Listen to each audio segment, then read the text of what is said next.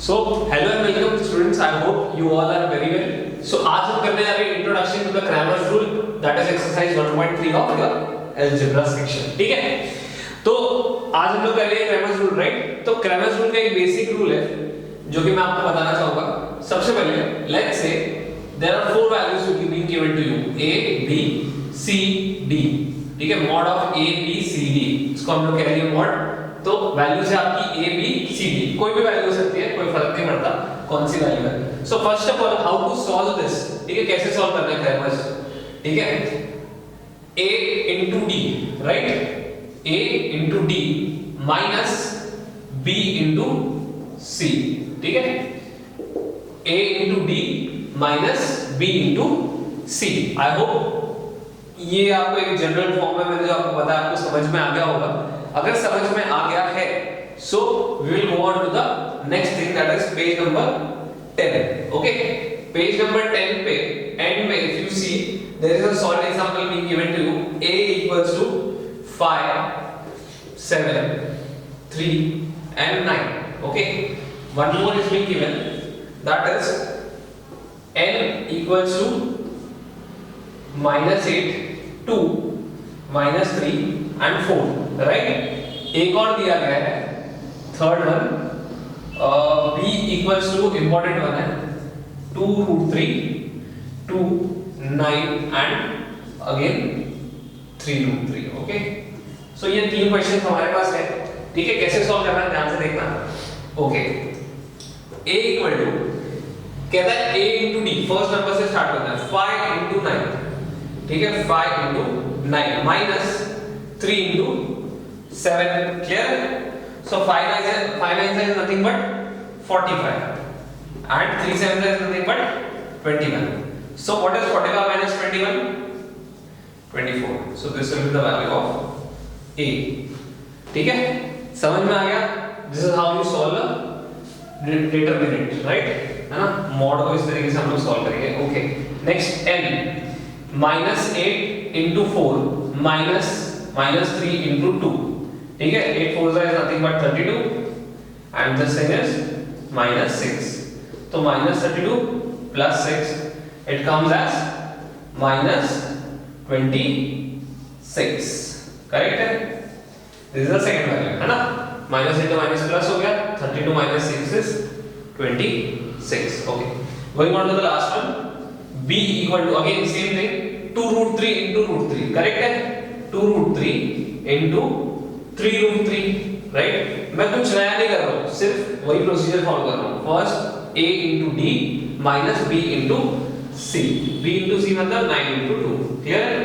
Okay, तो सबसे पहले नंबर्स को मल्टीप्लाई करते हैं. व्हाट इज 2 3 जा 2 3 जा इज 6. मेरे को बताओ √3 into √3 क्या होता है? 3 होता है. करेक्ट है ना. आपको पता है √2 into √2 क्या होता है? 2 होता है. In the same way √3 into √3 क्या होता है? 3 होता है. Right, okay, minus 9 2 is nothing but 18. So 6 3 is 18 and this is also 18. So 18 minus 18 is 0. Therefore b का value I am getting as 0. समझ में आया? This is the most basic fundamental thing in this Cramer's rule कि how to solve it. Right? Okay. Now we will go ahead. है ना, आगे बढ़ते हैं. चलो,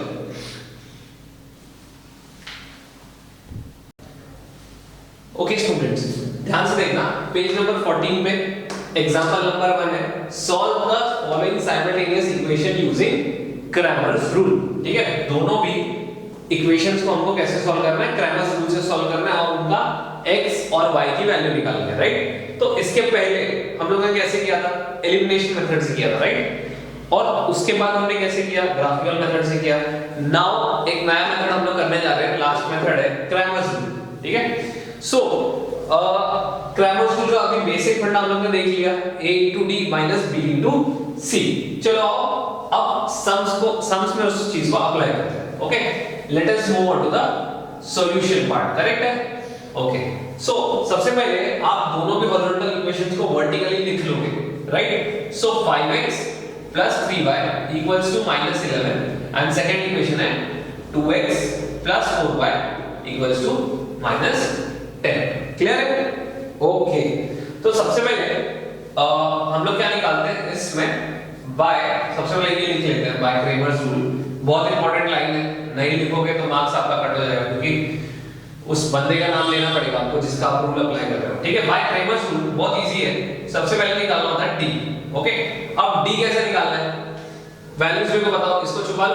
क्या क्या वैल्यूज है? 5 3 2 4 लिख लो। 5 3 2 4। अच्छा, 5 3 2 4 मतलब 5 4 सा a into d, करेक्ट है?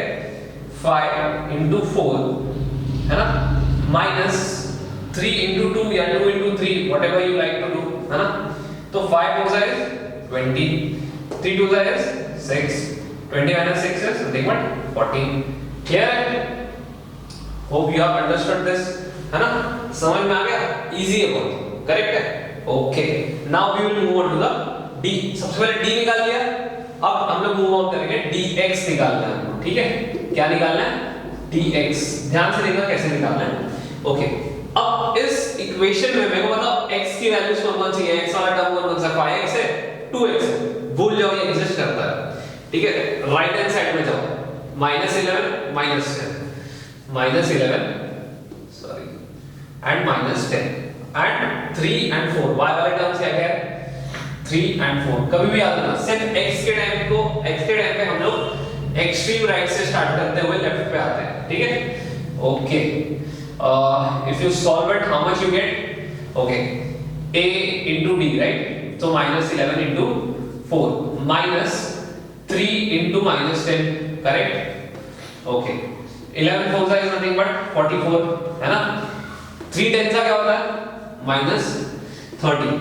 so -44 plus 30, minus into minus plus हो गया, and what is this? -44 plus 30 -40।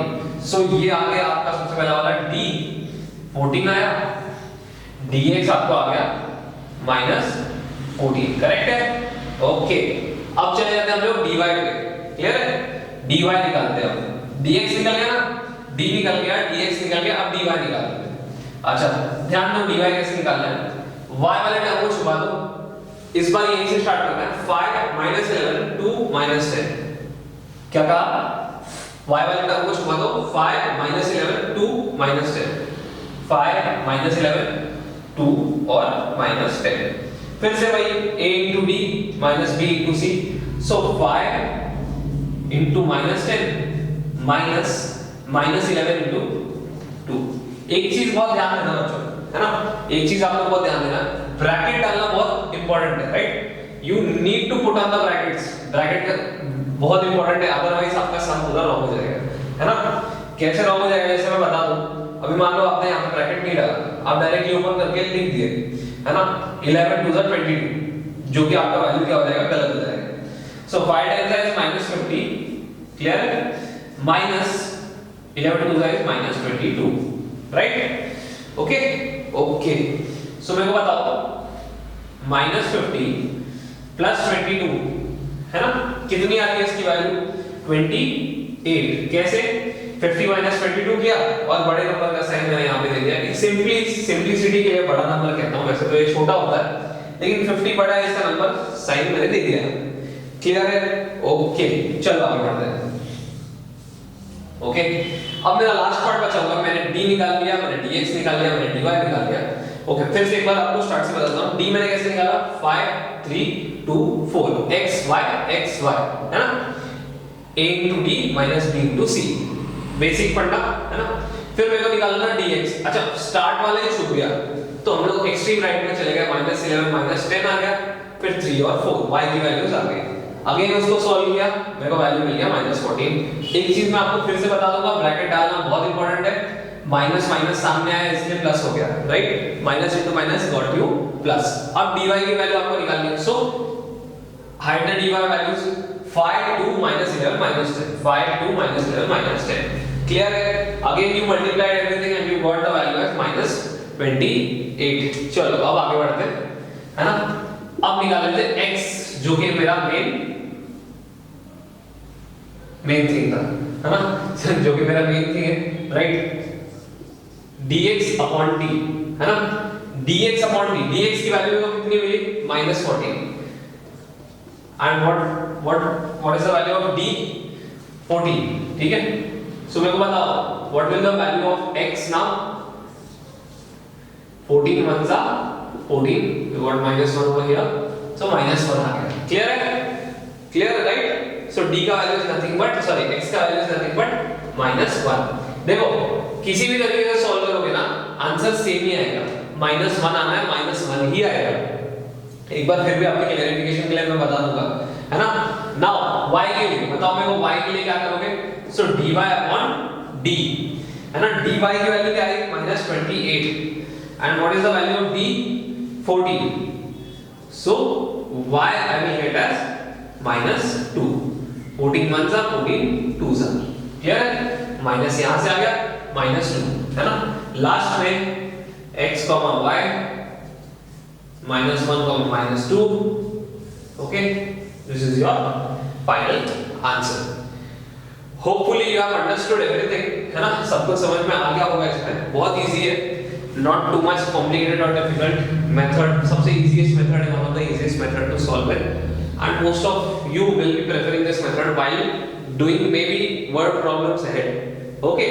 चलो आगे बढ़े, ठीक है। समझ में आ गया? जिसको नहीं समझा होगा अगर you know क्या करना है, कमेंट करना है, राइट? ओके चलो।